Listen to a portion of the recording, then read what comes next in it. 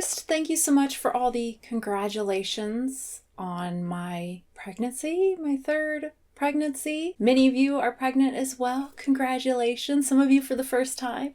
Congratulations. I did get a lot of unsubs, a lot of people unsubscribing.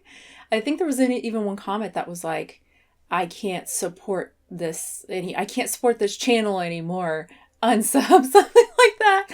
Which is just, I'm trying to figure out why. My first guess, my instinct is like, oh, it's antinatalists who are still watching me. But maybe.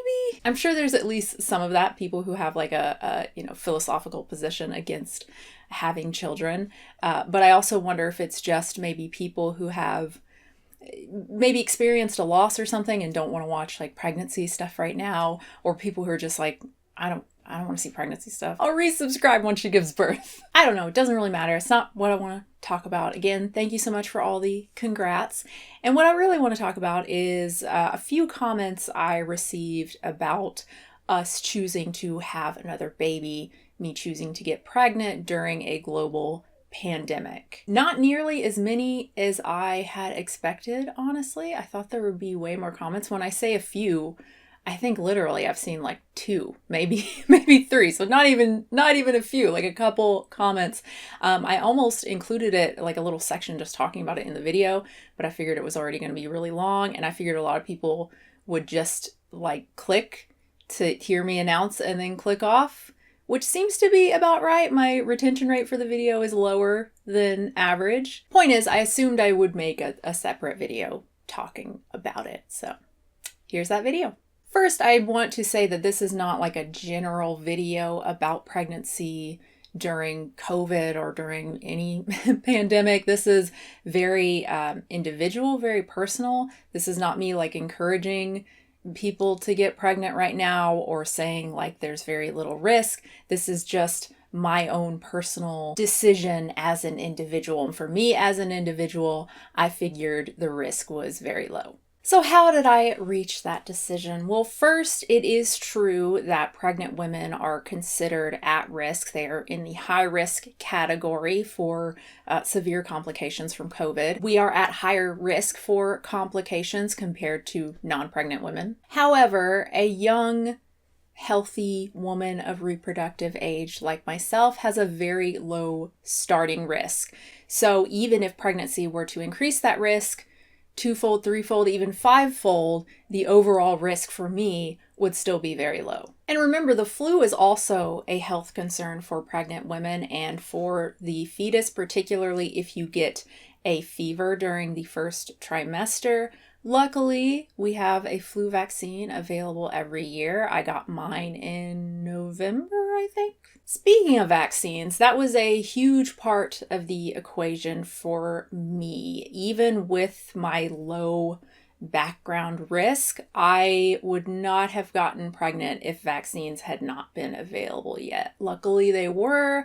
I was fully vaccinated back in May, same for my partner, and then got my booster in December. My OBGYN was visibly shocked when he asked if I got my booster, and I said yes, which unfortunately is not surprising. The vaccination rates for pregnant women here in this country, abysmal. I think it's like 40%. On some level, I get it. I understand that perception. I mean, pregnancy is already so scary and so risky, and we have all these appointments and we get all these shots, these blood draws and vaccinations and whatnot. And it feels like COVID and, the 3 shots, it just feels like it's adding more risk. But the truth is it's doing the opposite, right? It's not adding risk, it's reducing it. The vast majority of pregnant women who get COVID and end up hospitalized, like the vast majority of all populations, are unvaccinated. Also a factor was where I live and the vaccination rate where I live. We live in Multnomah County here in Oregon, which has a pretty decent rate of 77% fully vaccinated, certainly a lot higher than the national average. If we lived in, say, Lake County with a glorious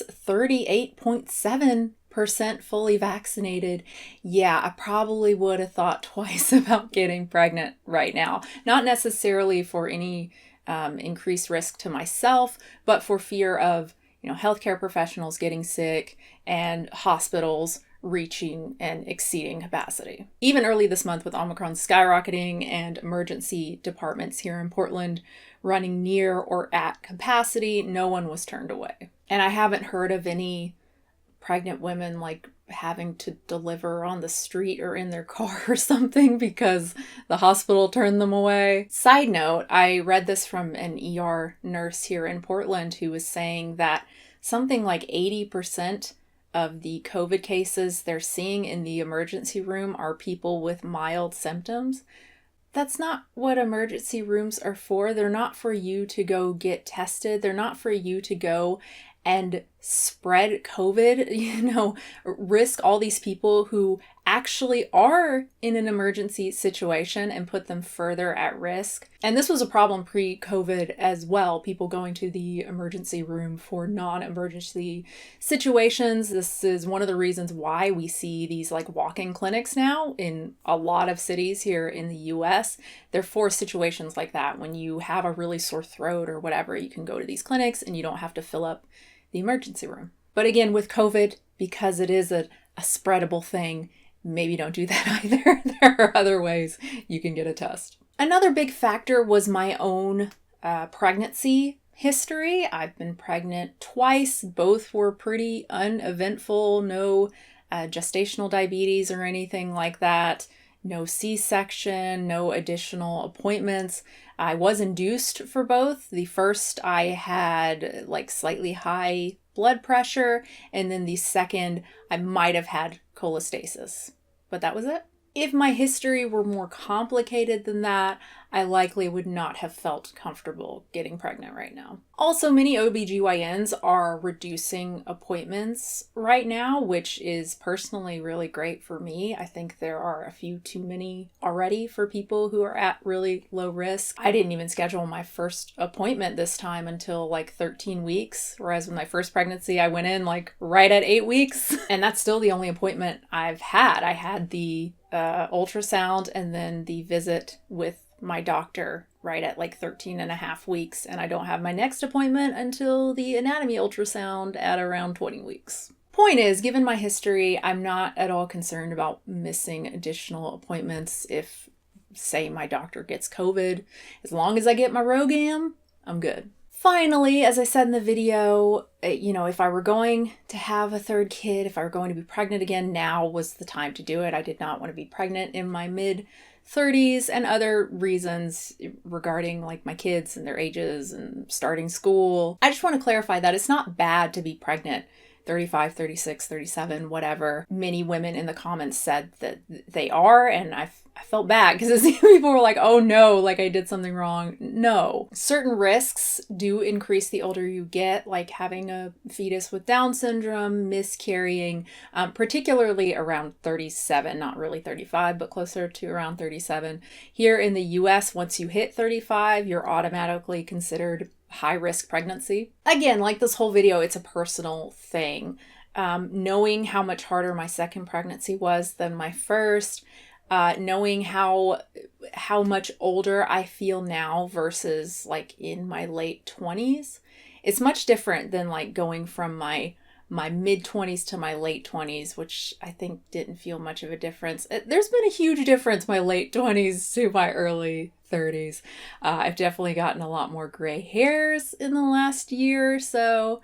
So yeah, I mean, waiting a year or two may not sound like a lot, but for me, it feels like a lot. Oh, one thing I wanted to say, one of the comments talked about not just getting pregnant, but like raising kids during a pandemic. Number one, the risk to kids is incredibly low. It's on the same level basically as the flu. Number two, my kids are younger and not in school. That would be the biggest thing for me. And I mean, my youngest is not even 3 yet. My other is 5, but their birthday is so late they couldn't have started this last year anyway. The soonest they can start school is this upcoming fall. And then of course any new baby I have is not going to be ready for school or anything. So yeah, any risk to the kids themselves is just not really a concern for me. I guess the one thing would be like socialization. They still have a little bit with kids at the playground, not very much. But the fact that they have each other and they play all day with each other makes a huge difference. I could not imagine if I just had one kid alone all the time during the pandemic. Oh. And I'm not nearly as concerned about stuff like that as other people. I just don't think, I think you love your kids and you give them food and shelter and books and keep them busy, and you're doing like 99% of the stuff you need to do. You don't need to stress about, oh my God, do they have enough friends? My kids are 5 years old, 5 and almost 3. I think they'll be okay not having a ton of friends right now, Yeah, we just, as parents, we worry ourselves to death over little things like that just really don't matter. Now, if you've got an older kid and they still don't have any friends, yeah, that's probably a concern. But I'm not worried about my 5-year-old not having a best buddy. When I was 5, my best friend was my grandma. No offense, grandma. Not that I don't call her grandma. I call her papa.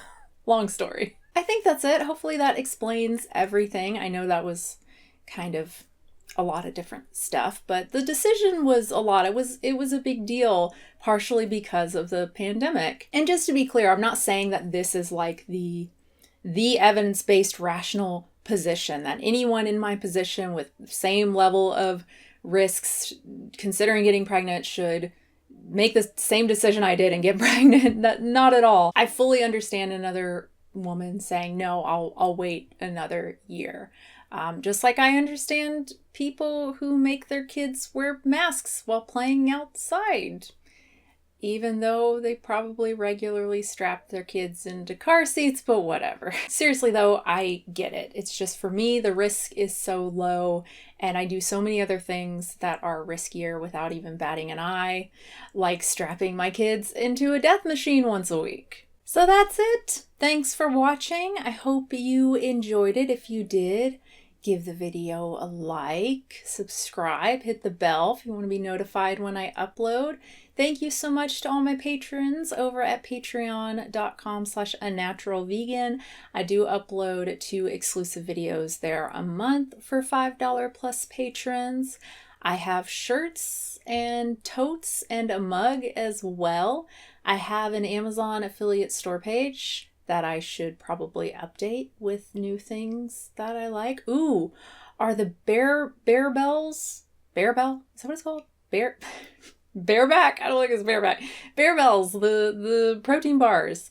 Are those on Amazon? My new favorite protein bars. I wish they had other flavors. They only have the hazelnut and the salty peanut for their vegan bars. I was actually asked that at Trader Joe's when I was checking out yesterday, because I got like 8 bars or something. And he was like, do they have any other plant-based flavors? I was like, I just looked and no, they do not. They just have these 2. He's like, oh man. But he said they're selling really well there. And he was talking about how good they are too, the texture and taste and everything. But yeah, he said they were selling well. So hopefully they'll make some more flavors, maybe? I don't know why I'm like the hazelnut, I don't know, nothing's going to beat that flavor. It's so delicious. And the peanut is really good as well.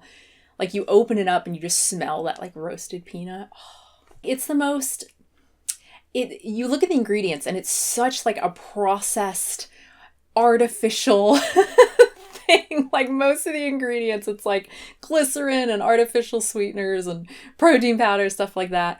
But the taste is so, I don't know, I guess because of the amount of like little pieces of hazelnut and the little pieces of peanut, it really feels like more of an actual food product. I don't know. Best protein bars.